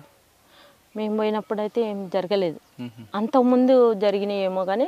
అంటే మీరు ఓన్లీ ఇన్ఫర్మేషన్ తప్ప వేరే యాక్షన్ చేయలేదు? వేరే యాక్షన్స్ చేయలేదు. మరి ఇప్పుడు అరెస్ట్ అయ్యారు? 2006లోనే. ఎక్కడ? శ్రీశైలంలో. ఎలా, ఎందుకు అట్టెందుకు వెళ్ళారు మళ్ళీ మీరు? శ్రీశైలంలో మేము అంటే నన్ను ఏం చేశారంటే ఏఓబి అని కాదు, నన్ను బయటకు పంపాలా, ఇక్కడ మెదక్ నెత్తేసారు. ఎందుకంటే అక్కడ జిల్లా సెక్రటరీ పోయిండు. దుబాక్ శంకర్ ఉన్నప్పుడు లేను నేను, ఉండే ఆయన దుబాక్ శంకర్, కానీ నేను అప్పుడు లేను. ఆయన వెళ్ళిపోయినాక చాలా కాలానికి వచ్చినా కదా. ఆయన అక్కడ నల్లమల్లకి వెళ్ళినాము. నల్లమల్లకి వెళ్ళిపోయినాక అక్కడ మన్ననూరు అక్కడ అటాక్ ఉంది. అందులో లేము. కానీ ఆ మన్నూరు అటాక్ కాకముందు పూడి దండరాజుకి కాలుకి దెబ్బ తగులుతుంది ఎందుకు? ఏమో అది వాళ్ళంతా అదే ఊహించుకుంటారులే. కానీ ఏం జరిగింది అప్పుడు? ఏం జరగలేదు. నాకు చిన్న ఆపరేషన్ అయింది కాలుకి. నేను వేరే దగ్గర ఆపరేషన్ చేయించుకున్నా. చేయించుకుంటే దానివల్ల ఏంటంటే డాక్టర్ ఎక్కువ నడవద్దు అని చెప్పారు. నన్ను ఒక రెస్ట్లో ఉండమన్నారు. పోలీసులు కాల్పుల్లోనే గాయపడ్డదని వచ్చింది వార్త. లేదు, అంతా వాళ్ళ ప్రచారం, కానీ అట్లేం లేదు. చిన్న ఆపరేషన్ అయిన ఉండే. ఆపరేషన్ చేయించుకొని ఇక నేను ఎక్కువ నడవద్దు, బరువులు మోయొద్దు అని చెప్పి డాక్టర్ చెప్పాడు. అదే టైంలో మాకు అక్కడ ఏంటంటే అక్కడ మేము ఉన్న పరిస్థితిలో నేను ఒక రహస్యంగా ఉన్నా కాబట్టి ఆ ప్లేస్ మాకు అనుకూలంగా లేదు. ఇట్లా ఉంది పరిస్థితి అని చెప్పినప్పుడు వాళ్ళు ఏం చేసిరంటే చలో అడవికి రండి అని చెప్పి లెటర్ రాసిరు. వాళ్ళు ఈ మాధవ్, ఆర్కే రామకృష్ణ వాళ్ళు. అంటే నాతో పాటు వేరే కామ్రేడ్ ఉండే. ఆయన వల్ల ఆయన అనుభవంలో ఉండేది. ఆయనకు లెటర్ రాస్తే మేము ఇద్దరం వచ్చినాం. ఇక్కడ వచ్చినాక వాళ్ళు మళ్ళీ మెదక్కు పంపించారు. అక్కడ ఆయన వర్క్ వేరే అబ్బాయిది. ఆ కామ్రేడ్ ఎక్కడ సిటీ ఆర్గనైజేషన్ చేసేది. శ్రీశైలంలో మీరు ఉన్నప్పుడు ఎలా దొరికారు వాళ్ళు? మేము మార్నింగే మేము బస్సు దిగి ఎక్కడ ఈ చున్నిపెంట అని చెప్పి లింగాలగట్టు, అక్కడ బస్సు దిగి నేను వెళ్ళి వస్తున్నాను అన్నట్టు. లింగాలగట్టుకు రావాలి. అక్కడ వాళ్ళు ఏంటంటే అంతకుముందే మా వాళ్ళు ఇద్దరు దొరికిరట అక్కడనే. ఆ విషయం నాకు తెలియదు. నాకు తెలియకుండానే నేను వెళ్ళిన మార్నింగ్ అక్కడ పోయేసరికి వాళ్ళు అనుమానంగా పట్టుకున్నారు నన్ను. నేనే అని కరెక్ట్గా ఏం తెలియదు. అనుమానంగా పట్టుకునేసరి నా దగ్గర ఒక డైరీ ఉండే. ఆ డైరీలో కొన్ని కవితలు అవి ఇవి కొంచెం ఏదో నాకు కావాల్సినవి రాసి పెట్టుకున్నా. దానివల్ల వాళ్ళకి ఇంకిత అదయింది సేఫ్టీ. నేనే అనేది ఏం తెలియదు. అక్కడ పట్టుకున్నారు. అక్కడ పట్టుకొని తీసుకుపోయి అక్కడెక్కడే బాగా టార్చర్ పెట్టారు. అంటే ఎక్కడ ఉండేదో చెప్పు, మీ వాళ్ళు ఎక్కడున్నారో, నీకు ఇంత అమౌంట్ ఇస్తాము, నువ్వు సరెండర్గా, లేకపోతే చంపేస్తాము, మీ అమ్మ వాళ్ళని ఎత్తుకుపోయి చంపుతాము, మీ చెల్లెని కొడతాము, ఇవన్నీ బాగా టార్చర్ పెట్టారు. ఏం చేసుకున్నా నా దగ్గర ఏం లేదు. చంపుండ్రి నన్ను మా వాళ్ళ దగ్గరికి. నేనే కదా తుపాకి పట్టింది. ఇట్లే మాట్లాడేది. బాగా అనేది నీ పొగరు ఇంకా తగ్గలేదా అనేది. ఇక బాగానే ఒక 10 days 20 days అట్లా బాగా టార్చర్ పెట్టారు వాళ్ళు. హైదరాబాద్లో తీసుకుపోయేది. అది ఎక్కడో నాకు తెలియదు. ఆఫీసర్లు కూడా నాకు చెప్పకపోయేది కదా. నన్ను తీసుకుపోయి ఒక రహస్యంగా తీసుకుపోయేది. కళ్ళు కట్టి తిప్పేది. నేను విజయవాడకు పోయిందంటే విజయవాడకు తిప్పారు. ఇది మొత్తం తిప్పారు. ఒక 20 days తర్వాత తీసుకొచ్చి నంద్యాల పోలీస్ స్టేషన్కు తీసుకొచ్చారు. అక్కడ తీసుకొచ్చి నీకు లాస్ట్ మాట, ఇప్పుడు మెదకోళ్ళు కూడా వచ్చారు. అప్పుడు మెదకోళ్ళు వచ్చి డబ్బులు ఇస్తామని చెప్పి డబ్బులు తీసుకొచ్చారు. నాకు డబ్బులు వద్దు, ఏమొద్దు, ఉంటే ఇట్లా ఉంటా, లేకపోతే చనిపోతా, అంతకు మించింది ఏం లేదని చెప్పి మా వాళ్ళని ఒక 2 తీసుకుపోయి చంపేసిరు. అంతకుముందే 2 అమ్మాయిలు వచ్చారు. ఈమె చాలా రహస్యంగా ఉంటుంది సార్ అని చెప్తున్నది. ఆమె అంతకుముందు సరెండర్ అయింది. ఆమెను 1-2 సార్లే చూసిన. ఇక దానివల్ల ఇంకింత బాగా అది చేసిర్రు, నన్ను తీసుకుపోయి అరెస్ట్ చేసి జైల్లో వేసారు. అక్కడ శ్రీశైలం జైలు? ఆహా, Kurnool. Kurnool jail. Kurnool jail. Kurnool jail ఎంతకాలం ఉన్నావమ్మా? అక్కడ ఒక 2 మంత్స్ ఉన్నా. అట్లా 2 మంత్స్ ఉన్న తర్వాతకి కడపకు వెళ్ళిపోయినా. మా అమ్మ మా చెల్లి కడప జైలుకి వెళ్ళిపోయినా. అక్కడ వెళ్ళిపోయినా ఒక 6 మంత్స్ అక్కడ ఉన్నా. అక్కడ ఉన్నాక సాగర్ ఉన్నాడు కదా, మా లక్ష్మి, వాళ్ళు కలిసేది అన్నట్టు. ఇక నేను వచ్చిందని చెప్పి ఇక మేము అప్పుడప్పుడు మాట్లాడుకునే వాళ్ళం జైల్లో. సాటర్డే ఉంటుంది అక్కడ మాట్లాడుకునే, ఏదో మన రిలేషన్ అని అట్లా మాట్లాడుకునే వాళ్ళం. మాకు అట్లా అవకాశం ఇచ్చేది, లేకపోతే లెటర్లో అట్లా ఉండేది. అక్కడ ఒక 6 మంత్స్ తర్వాతకి మా అమ్మ బెయిల్ తీసుకొని వచ్చింది అన్నట్టు. నేను కర్నూలులో ఉన్నప్పుడే మా అమ్మను వాళ్ళు కిష్టే గౌడ ఏమో తోలుకొని వచ్చిర్రు అనే విషయము నాకు వార్త తెలిసింది. అమ్మ నువ్వు అట్లయితే వద్దు, ఎన్ని రోజులైనా ఇక్కడే ఉంటా, నువ్వు వాళ్ళని తీసుకొచ్చో వీళ్ళని తీసుకొచ్చో ఏం టెన్షన్ పడవలసిన పని లేదు, ఉంటానులే, ఎక్కడ పోను, పార్టీ వస్తుందో లేకపోతే నేనన్నా ఉంటా అని అన్న. మా అమ్మ ఊరుకోకుండా ఏం చేసిందంటే 2-3 సిరూటీలో పెట్టి కడపకు బెయిల్ తీసుకొని వచ్చింది. బెయిల్ వచ్చిన తర్వాత మీరు లోయపల్లి వచ్చారు అంతే కదా? ఎక్కడ లోయపల్లికి తీసుకురాలే నన్ను డైరెక్ట్గా. అక్కడ ఉప్పల్ పోలీస్ స్టేషన్ ఉంది కదా, అక్కడ క్వార్టర్స్ ఉంటాయి, అక్కడ తీసుకెళ్లారు బెయిల్ వచ్చినాక. అసలు నన్ను ఇక్కడ ఎందుకు తోలుకొచ్చిరని నేను కిష్టే గౌడు మాట్లాడుతున్నాడు. సార్ నన్ను ఇక్కడ ఎందుకు తీసుకొచ్చిరు అసలు అంటే, లేదు బేటా నీతో మాట్లాడాలని క్యాజువల్గా ఇక్కడ రామన్నా చూద్దాం ఎట్లున్నావు అని. లేదు సార్, నల్లగా ఉంటాడు, పొట్టిగా ఉంటాడు, చూద్దామని అంటే జైలు కాడికి వచ్చేది ఉండ్రి, మరి ఇక్కడ తీసుకొచ్చి నన్ను రహస్యంగా ఏదో మళ్ళీ తీసుకొచ్చి ఇక్కడ ఏం చేద్దాం అనుకున్నారు అది అని కొంచెం ర్యాష్గానే మాట్లాడిన తర్వాత టెన్షన్ ఏం పడకు బిడ్డ, తోలిస్తుంది ఇప్పుడు అని చెప్పి ఇక ఆయన మాట్లాడిండు. ఇంకోలో డిఎస్పీ వాళ్ళు వీళ్ళు వచ్చారు, చాలాసేపు మాట్లాడారు. నీకు పైసలు ఇస్తాము, ల్యాండ్ ఇస్తాము అది ఇది అని అంటే, నాకు ల్యాండ్ ఏమొద్దు, మాకు చాలా ఉంది, ఏమొద్దు అది ఇది అని చెప్పి వెళ్ళొచ్చినాం. దాని టైంలో ఒక వారం రోజులు ఏమున్నానో లేదో వచ్చి ఇక్కడే మాకు పశువులు ఉండే అప్పుడు బాగా, ఇక్కడే బావి దగ్గర పొద్దున్నే ఎర్లీ మార్నింగ్ వచ్చి ఉన్నా. పోలీసు వాళ్ళు వచ్చి చుట్టుముట్టేసారు. ఆ గుట్ట కింద ఒక బండ ఉంటుంది, అక్కడే కట్టేసేది వర్షాకాలం, అక్కడే మా ఎడ్లను ఇట్లా కట్టేసేది. ఎడ్ల కాడి దగ్గర కానీ పోయినా చూసినా అట్లనే నేను బండ మీద ఇట్లా ఒరిగిన అన్నట్టు. వచ్చిరు ఎప్పుడో చుట్టుముట్టి అనురాధ నువ్వేనా అన్న. నేను ఎవరు మీరు అన్న. నేను పోలీసు వాళ్ళమ్మా. పోలీసు వాళ్ళు అయితే చెప్పండి ఏం కావాలన్నట్టే. నేను సార్ రామంటున్నామ్మా, ఎస్పీ రామంటున్నాడు అంటే, ఎందుకు నాతో నేను పని, ఇన్ని రోజులు నేను జైల్లో ఉండొచ్చినా, మళ్ళీ నన్ను ఏదో టార్చర్ పెట్టడానికి ఎందుకు వచ్చిరు అది ఇది అనుకుంటా వచ్చినాం. మా ఊరికి కావాలని తీసుకొచ్చారు, ఒక ఆయన ఉంటాడు. ఎవరు ఎస్పీ అప్పుడు? ఎస్పీ రమ్మంటుండ అని చెప్పారు. అక్కడ సుధాకర్ రెడ్డి ఎవరో ఉండే, సుధాకర్ రావో ఏదో ఉండే, నల్గొండ డిస్టిక్.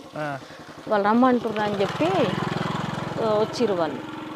అయితే ఇక సరే అని చెప్పి నేను వచ్చిన, మాట్లాడి పంపిస్తారమ్మా ఏం లేదు అని అన్నారు. అంటే సరే అని వచ్చిన, తీసుకుపోయారు నల్గొండ జైలు వేసారు. చౌటుపల్లి పోలీస్ స్టేషన్ తీసుకుపోయి నీ కేసులు ఉన్నాయి అని చెప్పి అక్కడ జైలు వేసారు. అక్కడ ఉన్నా నేను కొంతకాలం. ఇక తర్వాతకి మళ్ళీ జైలు వేసారు వాళ్ళు నన్ను. జైల్లో ఎలా గడిచింది మన జీవితం? కడప జైల్లో నాకు మంచిగానే ఉండేది, మాకు స్పెషల్గానే ఉండేది. అంతలో అంటే ఒక ప్రజా సేవ చేసిరు కాబట్టి పోలీసులకి ఇట్లా మమ్మల్ని ఏమి ఇట్లా ఏం అనకపోయేది. చౌటుపల్లి పోలీస్ స్టేషన్ నుండి నల్గొండ జైలుకి తీసుకెళ్ళారు. జైలు వేసిరు, ఇక కేసులు పెట్టిరు. అక్కడ కేసులు పెట్టి అందులోనే ఉన్నా నేను ఒక సంవత్సరం దాకున్నా. నల్గొండ జైలుకి వెళ్ళావు. జైల్లో ఉన్నప్పుడు నయం మనుషులు వచ్చాడు. జగన్ అని ఒక అబ్బాయి వచ్చిండు జైలుకి. అంటే మాకు సామాన్ తీసుకొని వచ్చిండు ఆయన. ఎవరో నాకు తెలియదు. ఇంకొక అక్క అరుణ్ అక్క అని ఉండే, ఎవరు నల్గొండ జిల్లా సెక్రటరీ రవి అని అమరుడు అయ్యిండు, వాళ్ళ భార్య ఉండే. ఆమె నేను పోయేసరికి ఆమె ఉన్నది. ఆమె నేను ఉన్నాక ఏం చేసిందంటే ములాఖతు పెట్టిరు మాకు. ములాఖతు పెట్టిన తర్వాత నేను వెళ్ళి మాట్లాడరపో అని చెప్పి నన్ను పంపించింది ఆమె కూడా. అయితే నువ్వు వెళ్ళవా అంటే, నేను కోర్టుకు పోయే పని ఉంది, నువ్వు వెళ్ళి మాట్లాడరా, మనోళ్ళు అయితేనేమో ఏమైనా తెస్తే తీసుకో, లేకపోతే అవసరం లేదని చెప్పి వెళ్ళిపోయింది ఆమె. అయితే నేను వెళ్ళాను. అక్కడ వెళ్ళిన తర్వాత అరుణక్క అంటే మీరేనా అక్క అని అన్నాడు. అవునన్నా మేమే అన్న.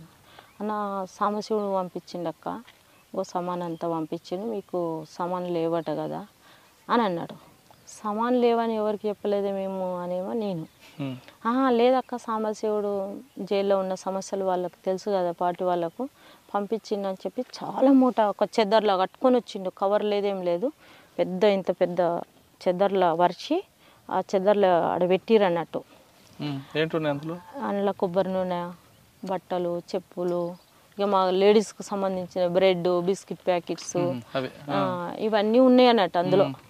అయితే మేము ఇవన్నీ ఎవరికి రాసియలేదు, మేము తేమని చెప్పలేదు, మా రిలేషన్ వచ్చినా మేము ఎవరికి ఏం చెప్పలేదు, నువ్వు ఎవరో మాకు తెలియదు అన్నా అని నేను అన్నా. లేదక్క, పార్టీ పంపించింది, మీకు కావాల్సి ఉంటే ఓ లెటర్ చూడండి అంటున్నాడు. లెటరు చూసినా ఏది చూసినా మాకు వద్దని చెప్పి పొద్దు నుండి సాయంత్రం దాకా ఉంచినాం ఆయన. అక్కడ సూపరింటెండెంట్ వచ్చింది, సూపరింటెండెంట్ పేరు ఏదో ఉండే. ఆ సూపరింటెండెంట్ వచ్చి ఏందిరా మరి ఏందమ్మా మరి ఇట్లా సంగతి, మరి తీసుకుపోతారా, మరి ఆయన రిటర్న్ పంపమ్మా అని ఆయన అన్నారు. మాకు తెలియదు సార్, ఆయన ఎవరో మేము తీసుకోము, వాళ్ళు మా మనుషులు అనేది అయితే మాకు నమ్మకం లేదు, మా పార్టీ అయితే రాదు ఇప్పుడున్న పరిస్థితి అని ఆయనకి చెప్పి రిటర్న్ పంపించాము. తీసుకోలేదు ఇక సామాను. ఆ జగన్ అంటాడు ఎవరో మాకు తెలియదు. నవీన్ మనిషి అనేది అంటే మాకు తర్వాతకి తెలిసింది ఎవరు అంటే, పార్టీ తరఫున వేరే మాకు లెటర్స్ రావడం వల్ల మనోళ్ళు ఎవరన్నా వచ్చిరా అని చెప్పి వాళ్ళు లెటర్ రాస్తే గిట్ల సంగతి, గిట్ల ఒక ఆయన వచ్చి గిట్ల మాకు సామాన్ తీసుకోమని ఇట్లా అది చేసిండు, ఇట్లా పొద్దుగాల నుండి సాయంత్రం దాకా ఇట్లా వెయిట్ చేయబెట్టినాము, మేము తీసుకోలేదు, రిటర్న్ పంపించినాము అని చెప్పినాం. వాళ్ళు మన వాళ్ళు కాదు, నవీన్ గారు పంపించినట్టుంది, మీరు అట్లాంటివి ఏమన్నా వస్తే తీసుకోకండి అని చెప్పి ఇక వాళ్ళు లెటర్ రాశారు సాంబశివుడు ఉన్నప్పుడు. అదన్నట్టు పరిస్థితి. జైల్లో ఎంతకాలం ఉన్నామా? నల్గొండలో 1 సంవత్సరం ఉన్న తర్వాతకి ఇక్కడ వచ్చి చెంచల్గూడలో ఉన్నా, మహిళా జైల్లో. అక్కడ ఉండేది, అక్కడ వాళ్ళు రాజిరెడ్డి భార్య నేను ఇద్దరం ఉండేది. రాజిరెడ్డి భార్య, ఇంకొక ఆమె స్నేహ అని ఉండే, ఒక ఆమె. ఆమె అంటే రాజిరెడ్డి కూతురు కదా? ఆ స్నేహ కాదు, అల్వాల్లో ఉండే ఆమె అమర్రాలు అయింది ఇప్పుడు. అమర్రాలు అయింది ఆమె. నేను పోయినాక ఒక 2 నెలలకు ఆమె వెళ్ళిపోయింది. తర్వాతకి నేను ఒకదాన్ని ఉన్న ఒక వారం 10 రోజులు ఉన్న క్రమంలో రాజిరెడ్డి వాళ్ళ వైఫ్ వచ్చింది, సుగుణ అని ఉంది, ఆమె నేను ఉన్నాము. ఇక చాలా కాలమే ఉన్నాం, ఒక సంవత్సరం ఉన్నాము చెంచల్గూడ జిల్లా. తర్వాతకి మెల్లమెల్లగా కేసులు కొట్టేసినాక నేను ఇంటికి వచ్చినాక బెయిల్ ఏం లేదు, బెయిల్ తీసుకోలేదు.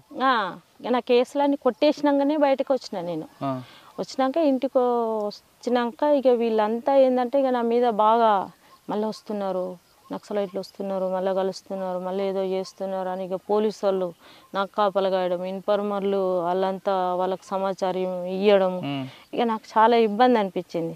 అట్లే వీళ్ళు ఇంత టార్చర్ పెడుతురని చెప్పి కొన్నాళ్ళు వ్యవసాయం చేసిన నేను. మేమే నాగలు కట్టి నేనే దున్నేది. తర్వాతకి వీళ్ళు అయినా కూడా వాళ్ళు వదులుకోలేదు. తర్వాతకి నేను గుణగల్లో డ్యూటీ చేసేది, ఆడికి కూడా వచ్చిర్రు వాళ్ళు పోలీసు వాళ్ళు.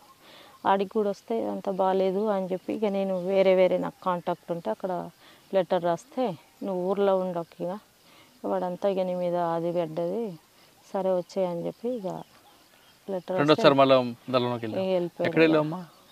ఇక నేను అంటే ఇక వేరే ప్రాంతంలో ఉన్న దళము అని ఏం లేను, వేరే ప్రాంతంలో రహస్యంగానే ఉన్న కొన్నాళ్ళు.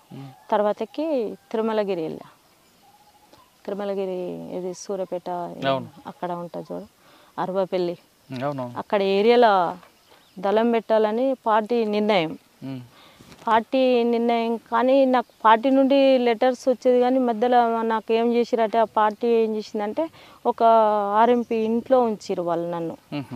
అంటే 1+2గా తిరగాలని చెప్పి లెటర్ వచ్చింది. లెటర్ వచ్చినప్పుడు ఇక పార్టీ చెప్పిన పని నేను అమలు చేయాలి కాబట్టి నేను అక్కడికి వెళ్ళాను. అక్కడికి వెళ్ళాక అక్కడ జరిగిన స్టోరీ ఏంటంటే, ఒక 6 months నాకు అక్కడ ఏరియాలో పరిచయాలు కావాలంటే కొంచెం నేను అక్కడ ఉండాలి, అక్కడక్కడ తిరిగేదాన్ని, అక్కడక్కడ జనాలను పరిచయం చేసుకుని అక్కడ ఎవరైతే మనకు అనుకూలమైన వ్యక్తులు ఉన్నారో వాళ్ళని తీసుకుపోయి అక్కడ పరిచయం చేసుకున్న క్రమంలో ఇక వాడు నా లెటర్స్ అన్నీ ఎప్పుడో ఇప్పేది, చదివేది, మళ్ళీ వాడే రాసిచ్చేది. ఎవరు? ఒక ఇన్ఫార్మర్, ఈ ఆర్ఎంపీ డాక్టర్ అంటారు. నాకేం తెలుస్తలేదు, ఇదంతా ఏదో రాంగ్ ఉన్నదని చెప్పి నేనేం చేసినంటే వాడికి తెలిసే ప్లేస్లోనే నేను రూమ్ తీసుకొని ఉన్నా సపరేట్గా. పార్టీ నాకు లెటర్ రాసింది, దానివల్లనే నేను రూమ్ తీసుకున్నా. నువ్వు వర్క్ కొన్నాళ్ళు ఇది ఆపి ఇంకా వేరే వర్క్ చేయి అని చెప్పి నాకు పార్టీ లెటర్ రాసింది. దానివల్ల ఏం చేసిందంటే నేను ఒక హాస్పిటల్లో నర్సు ట్రైనింగ్ చేసిన. అక్కడ మురళీధర్ సార్ అని ఉంటాడు, అక్కడ నేను నర్స్ ట్రైనింగ్ చేసిన. నేను వండుకునేది తినేది ఎర్లీ మార్నింగ్ 7కి అట్లా వెళ్ళిపోయేది, మళ్ళీ నైట్ 7:30కి అట్లా వచ్చేది. అక్కడ వచ్చినప్పుడు ఏం చేసేదంటే నేనున్న ప్లేస్ ఎవరికి తెలియదు. ఇంకా మీరు తిరుమలగిరిలో ఉన్నప్పుడు ఒక ఆర్ఎంపీ డాక్టర్ దగ్గర ఉన్నారు. ఆర్ఎంపీ డాక్టర్ మీకు తెలియకుండానే అంటే మీరు రాసిన ఉత్తరాలను ఆయనే ఆన్సర్ ఇస్తూ మీకు పక్కదో పట్టించాడు. మరి ఆ విషయం ఎప్పుడు కనిపెట్టారు మీరు? అంటే నాకు ఫీవర్ వచ్చింది. ఫీవర్ వస్తే నేను వేరే అన్నకు చెప్పినంటే ఇట్లా ఫీవర్ వచ్చింది, పరిస్థితికి ఇది, నాకు లెటర్లు ఒకటి రాస్తే ఒకటి ఆన్సర్ వస్తుంది, నాకేం అర్థమవుతలేదన్నా అని ఆ అన్నతో చెప్పినట్టు. అన్న ఏం చేసిండు, సరే ఫీవర్ వచ్చింది కదా నేను చూపిస్తారా అని చెప్పి ఆయన తీసుకెళ్ళండి. నన్ను తీసుకెళ్ళి మేమిద్దరం కలిసి వస్తున్నాం. అంతకుముందే ఇద్దరిని పట్టించిండంట, ఆ విషయం మాకు తెలియదు. అలాంటప్పుడు ఏంటంటే అన్న నేనిద్దరం బండి మీద పొద్దుగాల రెడీ అయ్యిండు, నేను వచ్చి తోలుకొని పోతా అని చెప్పి అన్న అన్నాడు. నేను అన్నీ చదువుకొని బయటకు వచ్చిన. అప్పుడు ఆర్ఎంపీ డాక్టర్ మా దగ్గరకు వచ్చింది. నువ్వు వెళ్ళన్నా, మేము వెళ్ళిపోతా, నాకు హైదరాబాద్కి వెళ్ళిపోతే హెల్త్ బాగాలేదు, మళ్ళీ వస్తా నేను అని చెప్పి ఆర్ఎంపీ డాక్టర్తో అన్నా. వెళ్ళక్క ఏం కాదు వెళ్ళు అని చెప్పి ఆయన అన్నాడు. నువ్వు వెళ్తే మేము వెళ్తామన్నా అంటే ఆయన వెళ్ళలేదు. వెళ్ళక అక్కడే నిల్చున్నాడు. ఈ అన్న టీచర్ అన్నట్టు నాతో పాటు నన్ను. టైం అవుతుంది నేను మధ్యాహ్నం వస్తా అని చెప్పిన. రారా ఇక మనం పోదాందా అని చెప్పి ఇక ఆయన బండి మీద ఎక్కిన. ఆయన బండి మీద ఎక్కి ఇక్కడ నుండి ఆ తండంతా పోయినామో లేదో అక్కడ పట్టేసుకున్నారు పోలీసు వాళ్ళు మమ్మల్ని ఇద్దరిని పట్టుకొని తీసుకెళ్ళారు. ఆయన నన్ను బాగా ఇంటర్గాషన్ చేశారు. అక్కడికి పోయినాక మాకు ఎలాంటి సంబంధాలు లేవు, ఏది లేదు, నాకు హెల్త్ బాగాలేక వీళ్ళు ఇంట్లో ఉన్నా అని చెప్పి నేను అక్కడ చెప్పిన తర్వాత మరి ఈయన ఎట్లా పరిచయం అంటే ఈయన నాకు గతంలో పరిచయము. దానివల్ల ఆయన మీ ఇంటికి వస్తాను కొద్ది రోజులు ఉంటా, నాకు హెల్త్ బాగాలేదని అంటే సరే అని చెప్పి తోలుకోబోతున్నాడు. ఆయనకి ఎలాంటి సంబంధాలు లేవు అని చెప్పి నేను అన్న తర్వాత పోలీసు వాళ్ళు తీసుకుపోయారు, చౌటుప్పల్కి తీసుకుపోయారు. అక్కడ కూర్చోబెట్టి నైటు ఇంకిద్దరిని పట్టుకొచ్చారు మా వాళ్ళని తీసుకొచ్చినాక వీళ్ళంతా మమ్మల్ని మాట్లాడుకొని ఇస్తలేరు. ఇదంతా ఎక్కడికి వెళ్ళొచ్చింది ఏందని చెప్పి ఇక నాకు ఏం అర్థం కాలే. తర్వాతకి క్రాంతి అని ఒక అబ్బాయి ఉంటాడు మొండి గౌరెల్లి, ఈ మందన్ గౌరెల్లి. ఆ అబ్బాయిని అడిగా నేను, ఏంది నువ్వు ఎక్కడికి వచ్చినావు అంటే నేను పలానా భిక్షపతి ఇంటికి వచ్చిన, తుపాకులు అక్కడే పెట్టినాక నీకోసం తీసుకొచ్చినాము, మేము అక్కడే పెట్టినాము అంటే కనీసం నాకన్నా ఇన్ఫర్మేషన్ ఇవ్వవా అది అని నేనన్నా. అప్పుడు నాకు తెలిసింది అన్నట్టు వీడే మొత్తం దీనికి సూత్రధారి అని చెప్పి ఆర్ఎంపీ డాక్టర్. అప్పుడు తెలిసింది, పార్టీ కూడా అప్పుడు గుర్తించింది, వాని వల్లనే ఇట్లా నష్టపోయినామని చెప్పి. అప్పుడు ఒక 9 మంది అయ్యారు.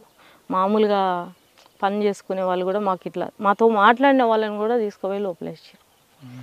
అక్కడ నల్గొండ జైల్లో ఉన్నా కొన్నాళ్ళు, మళ్ళీ నల్గొండ జైల్లో ఉన్నా. ఇక ఆడికెళ్ళి ఇక మళ్ళీ నేను వేరే వెళ్ళిపోయాను. ఇక బెయిల్ తీసుకొని వచ్చినాము, బయట ఉండి కొన్నాళ్ళు తిరిగినాం కోర్టుకు, భువనగిరి కోర్టుకు వెళ్ళేది.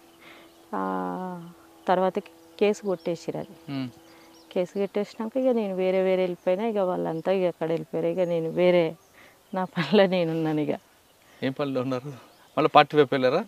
ఇక పార్టీ వైపు ఏం లేదు, ఇక పార్టీ హ్యాండ్ ఓవర్లోనే ఉండేది. కానీ ఇక పార్టీకి పోతందుకు నాకు మీరు నల్గొండ జైలు నుంచి బయటకు వచ్చిన తర్వాత తిరిగి పార్టీ వైపు వెళ్ళారని, పార్టీ ఆదేశాల మేరకు ఆర్ఎంపీ డాక్టర్నితో పాటు అప్పుడు నయం కోసం కూడా తిరిగారని వార్తలు వచ్చాయి. అట్లేం లేదు, మరి పార్టీ నాకు అట్లాంటిది ఏం చెప్పలేదు. కాకపోతే నేను అక్కడ ఆర్గనైజ్ చేయాలనే వెళ్ళాను, నాకు అక్కడ సహకరించలేదు. తిరుమలగిరి సైడ్ ఆర్గనైజేషన్ కోసమే వెళ్ళా. పార్టీ నయం కోసం తిరిగారా? నయం కోసం ఏం తిరగలేదు, కాకపోతే కొన్ని రహస్యంగా కొన్ని ఆయుధాల కోసం అయితే తిరిగాము. నాతో పాటు నేను సింగిల్గానే ఉండేది, ఇంకా వేరే వాళ్ళు. ఆర్ఎంపీ డాక్టర్ కోసం ఆర్ఎంపీ పార్టీని మొత్తం నాశనం చేశాడు కదా ఆయన. మరి ఆయన మీద ప్రతీకార చర్య కోసం తిరిగారా? ఏమీ చేయలే. ఇక మళ్ళీ ఎందుకు వెళ్ళలేదు. ఇక ఆయన పని ఆయన చేసుకున్నాడు. ప్రతీకార చర్యలు మా వాళ్ళు ఒకసారి తిరిగారు కానీ వాళ్ళు దొరకలే, వాడు మిస్ అయిన వాళ్ళ హ్యాండ్ ఓవర్లో. పార్టీ అప్పుడు చాలా పోలీసులు ఒక వాదన ఉండేదమ్మా, ఆ, బూడిద అనురాధ యాక్షన్ టీంలో వెళ్ళింది, 1+2 తిరుగుతూ నయీం కోసం వేటాడింది, ఆ. కానీ నయీం చాలాసార్లు మిస్ అయ్యాడని. ఇక వాళ్ళు అల్లుకున్న కథ అది, కానీ మేము వెళ్ళింది వేరే ప్రాసెస్. వాళ్ళు అల్లుకున్న కథ అది, దానికి మనం ఏం చేయలేం. తర్వాత మీరు జైలు నుంచి బయటకు వచ్చాక ఏం చేస్తున్నారు? జైలు నుండి బయటికి వచ్చినాక ఇంకా నేను ఇక వ్యవసాయం పనే చేసుకునేది. ఎప్పుడు వచ్చారు మీరు బయటికి? 2009లో అట్లా వచ్చినాము. ఒకటి నాకు కర్నూలులో ఉండే కేసు, నంద్యాల, అక్కడికి వెళ్ళేది, ఆ కోర్టుకి వెళ్ళేది. మార్నింగ్ పోయి అక్కడ కోర్టుకు అటెండ్ అయ్యి నంద్యాల కర్నూలు కోర్టులో అక్కడ ఒక లాయర్ ఉండే, ఆయన చెప్పేది. మార్నింగ్ వెళ్ళేది, ఆ కోర్టు చూసుకునేది, ఆ లాయర్ ఇంట్లోనే ఇంత తిని ఆయన సాయంత్రం బస్సు ఎక్కించేది, వెళ్ళొచ్చేది. అంటే 2009లో పూర్తిగా బయటకు వచ్చారు. కానీ మళ్ళీ ఛత్తీస్గఢ్ ఏవోపి వెళ్ళాలనిపించలేదా? అనిపించింది కానీ ఒక ద్రోహి ఇచ్చిండు మళ్ళీ మాకు. ఒక ద్రోహి ఉన్నాడు కదా, శ్రీనివాస్. మాకు ఏంటంటే పార్టీ వాళ్ళు లెటర్ రాసిర్రు, రండి అని చెప్పి పిలిపించారు అక్కడికి. మా వాళ్ళు ఉండే ఇంకా కొంతమంది ఉన్నారులే. అక్కడికి వెళ్ళినాక అక్కడ ఏమైందంటే వస్తున్నాడు, ఆర్కే వస్తున్నాడు అని చెప్పి ఉంచారు ఒక వారం 10 రోజులు. అక్కడ ఎన్కౌంటర్స్ జరిగినాయి, కోరాపుట్ ఏరియాలో అక్కడ ఎన్కౌంటర్స్ జరిగినాయి. అక్కడ జరిగినాక ఏం చేసిరంటే ఇక్కడ తెలంగాణ పోరాటం జరుగుతుంది. అలాంటప్పుడు ఏంటంటే మేము ఆశగా ఏంటంటే మేము మొత్తం అక్కడే ఉండాలనే ఆశతోని మేము అక్కడే వెళ్ళాము. అక్కడ ఉన్న పరిస్థితి ఏంటంటే ఒకరి స్వార్థం కోసం మమ్మల్ని రిటర్న్ పంపారు. ఎవరు స్వారీ? ఇక వాళ్ళు ఉంటారు కదన్న కొంతమంది పార్టీ వాళ్ళే. తర్వాతకి మేము వెళ్ళొచ్చినాక ఒక 2 నెలలకు అరెస్ట్ అయ్యి జైల్లో ఉన్నట్టుగా, లేకపోతే పోలీసు వాళ్ళు పట్టేసిరు, ఎన్కౌంటర్ నుండి తప్పించుకున్నా అని అట్లా టీవీ న్యూసెస్ అట్లా వచ్చింది. కానీ వాళ్ళ స్వార్థం కోసం మమ్మల్ని కాంటాక్ట్ ఒకటి చేసేసారు అదే టైంలో. అదన్నట్టు ఇక తర్వాతకి ఇక మన సిచ్యువేషను, మనం జరుగుతున్న బయట నడుస్తున్న పరిస్థితులు, ఇక వయసు మీద పడితే ఇంకా చాలా ప్రాబ్లమ్స్ ఎదురవుతాయని చెప్పి సపరేట్గా మ్యారేజ్ చేసుకున్నాడు బెటర్ అని సపరేట్గా మ్యారేజ్ చేసుకున్నాడు. మ్యారేజ్ చేసుకున్నప్పుడు ఆ వ్యక్తికి చెప్పారా ఇదంతా? మీరు నక్సలైట్ అని చెప్పాను. భయపడలేదా? ఏం భయపడలే. వాళ్ళ అమ్మతో ఇట్లా మాట్లాడి, అంటే ఆయన కూడా భావజాలం ఉందా లేదంటే? ఆయన కూడా ఏంటంటే టీఆర్ఎస్ పార్టీలో అక్కడ తిరుగుతాడు ఆయన. దానివల్ల ఆయన ఎందుకు అనే అట్లాంటిది ఏమీ స్పందించలేదు. నాకు వద్దు అట్లాంటిది అయితే ఏం కాదు, సరే మాకు అట్లనే కావాలని చెప్పి వాళ్ళ అమ్మ వాళ్ళంతా ఆ విధంగా మాట్లాడు. అందుకైతేనే ఓకే, లేకపోతే రేపు సమస్యలు వస్తాయని ఫస్టే చెప్పామన్నట్టు. కేసులోనే చెప్పారు? కేసులున్నాయి, నేను జైలుకి వెళ్ళాను, మా నాన్న వల్ల నేను ఇట్లా వెళ్ళాను, ఇట్లా చేసినాము. ఏమన్నారు ఆయన? ఏమనలే, సరే మంచిదే కదా అట్లా ఉంటాయి అన్నారు అంతే. అత్తమ్మ ఎలా చూసుకుంటారు మరి? మా అత్తమ్మ ఒక 2-3 ఏళ్ళు మంచిగానే ఉన్నారు. మా అత్త మా మామ చాలా మంచిగా చూసుకుని నాకు గౌరవించేది బాగా. మా కోడలు ఇట్లా అట్లా అని చెప్పుకునే వాళ్ళు అన్నట్టు, దావతులలో ఇట్లా ఊర్లో మా కోడలు చాలా ఉన్నతమైనది. ఇప్పుడు ఇక నేను దేవుడు ఇట్లాంటివి మూఢనమ్మకాలని చెప్పి నేను ఏమి పూజలు అట్లాంటివి నేను ఏం చేయను. ఇప్పుడు మా మరిది పెళ్ళి అయింది, ఆమె పూజలు అవి చేస్తుంది. ఇక ఆమె మంచిది అనుకుంటారు అన్నట్టు. ఇప్పుడు అయితే వాళ్ళకు ఒకటి అయితే ఉంటుంది, మా కోడలు చాలా తెలివి కలయింది అనే విషయం అయితే వాళ్ళ దృష్టిలో ఉంటుంది. కానీ ఇక పూజలు ఇట్లాంటివి నేను చేయను కాబట్టి కొంచెం అట్లా ఆ మనసులో ఉంటుంది ఇక వాళ్ళకు. ఇప్పుడు మా ఆయన కొంచెం పని చేయకపోవడం, కొంచెం గొడవలు జరిగి కొంచెం అట్లా సపరేట్గానే ఉంటా నేను. మామూలుగా ఇక పిల్లలను స్కూల్కి వెళ్తే మా మామయ్య రైల్వే ఉద్యోగి. మా ఆయన టీఆర్ఎస్ పార్టీలోనే తిరిగిండు. ఆ టీఆర్ఎస్ పార్టీ ఈయనకు ద్రోహం చేసిరు. దానివల్ల ఆయన ఏం పని చేయకుండా ఆ పార్టీ ఈడ మీటింగ్ ఉంది ఆడ మీటింగ్ ఉందని వెళ్ళారు, ఇంట్లో గడవకపోయేది. ఇక దానివల్లనే గొడవలు అయ్యేది. ఇప్పుడు మా మామకు షుగర్ వచ్చి ఆయన వెళ్తున్నాడు. ఇప్పుడు మా మామ డ్యూటీకి వెళ్తున్నాడు, రిటైర్మెంట్ ఉంది. ఇప్పుడు మామ డ్యూటీకి వెళ్ళి మరి గడవాలి కదా, ఒక 15,000 ఇస్తాడు మా మామ. ఆయనకు 80 దాకా వస్తాయి, ఒక 15,000 ఇస్తాడు. దానికి పూట గడుస్తుంది ఇప్పుడు ఎట్లా కొంత. పిల్లలు పెద్ద ఆమె LKG, బాబు చిన్నోడు నర్సరీ. కానీ ఈ సమస్యలు చూస్తున్నప్పుడు అనిపిస్తుంటుందా అదే బాగుంటుందని? అది ఎప్పటికైనా నేను అదైతే మర్చిపోలేను. ఎందుకంటే ఈ జీవితాల కంటే అది గొప్పది కదా. ఇప్పుడు అక్కడే ఎలాంటి సమస్యలు ఉండవు, ఎలాంటి ఇబ్బందులు ఉండవు. కాకపోతే కొంచెం ఎండాకాలం వచ్చినప్పుడు ఎన్కౌంటర్ జరిగినప్పుడు ఒక రోజు 2 రోజు సమస్య ఉంటుంది, తిండి తిప్పలకు కొంచెం అట్లాంటిదే. కానీ ఇంకా వేరే ప్రాబ్లమ్స్ అయితే ఏది ఉండదు. ఇది సంపాదించాలి, అయ్యో పూటకు లేదు ఎట్లా అని టెన్షన్ పడేది అయితే అట్లాంటిది ఏం లేదు. కాదు, మీరు నక్సలైట్ అని తెలిసి కూడా మీ ఆయన మిమ్మల్ని ఇబ్బంది పెడుతున్నారా? ఇబ్బంది అంటే నన్ను ఆయన పనికి పోకపోవడం సమస్య, అది ఇబ్బందే కదా. అదన్నట్టు పరిస్థితి. పనికి పోతలేడు. ఏదో చిన్నగా నేను ఒక 11-11:30కి అట్లా పోయి వేరే మార్కెటింగ్ ఉంటుంది అన్నట్టు, దాంట్లో పోతే ఒక 250 ఏమి ఇస్తారు. దానికి మళ్ళీ నేను మధ్యాహ్నం వరకు 1 గంటల వరకు వచ్చి మళ్ళీ పిల్లలను తోలుకొచ్చుకుంటా. టైలరింగ్ వచ్చి ఇంత కొంత టైలరింగ్ చేస్తాను. సాధారణంగా బయటకు వచ్చిన అన్నలు నక్సల్స్ అయితే పార్టీకి అనుకూలంగా ఉంటారు కొంతమంది, లేదనుకుంటే సెటిల్మెంట్ చేసుకుని ఉంటుంటారు. సెటిల్మెంట్లు ఆ స్థలం పంచాయతీ ఈ పంచాయతీలు. మరి మేము అవన్నీ చేయకుండా ప్రశాంతంగా ఎందుకు ఉంటున్నాం? మరి నాకు అట్లా ఇష్టం లేకుండా అన్న, మా ఊర్లో కూడా నన్ను అడ్డు పెట్టుకొని డబ్బులు వసూలు చేసుడు కొంచెం చాలామంది అట్లా ట్రై చేశారు. నేను అటువైపు వెళ్ళలే, నాకు ఇష్టం లేదు. నేను ఎంత ఒక పూట ఉపవాసం ఉన్నా పర్వాలేదు, కానీ నేను అట్లాంటి పని చేయనని చెప్పి నేను వెళ్తలేనన్న. నేను అప్పటి నుండే అంతే. నేను కూలి పనికి కూడా పోయినా, నా పెళ్ళి కాకముందు అయినా సరే నేను కూలి పనికి కూడా పోయినా. అనేవాళ్ళు ఈమె కూలి పనికి పోతుంది, ఈమె ఏంది, ఈమె గింతే, అట్లాంటి ఫీలింగ్ వచ్చేది. కానీ ఎవరో ఏమనుకుంటే ఏంది, మనమైతే తప్పు చేస్తలేం కదా. సాధారణ మనుషులమే మనం కూడా ఒకప్పుడు. కాకపోతే మనం అక్కడ పోయి వచ్చినాం, కొంచెం రాజకీయాలు తెలుసు, మనం ఒకళ్ళు ద్రోహం అయితే చేస్తలేము కదా. సాధారణంగా పార్టీలు ఉన్నప్పుడు ఒక క్రమశిక్షణ, ఒక నీతి, నిజాయితీ ఇవన్నీ పార్టీని నేర్చుకొస్తారు. అది ఎక్కడికి పోదు. అది బయటకు వచ్చిన తర్వాత ఇప్పుడు ఉన్న ప్రపంచంలో కుట్రలు, ఈ కుతంత్రాలు చూసినప్పుడు ఏమనిపిస్తుంటుంది మీకు?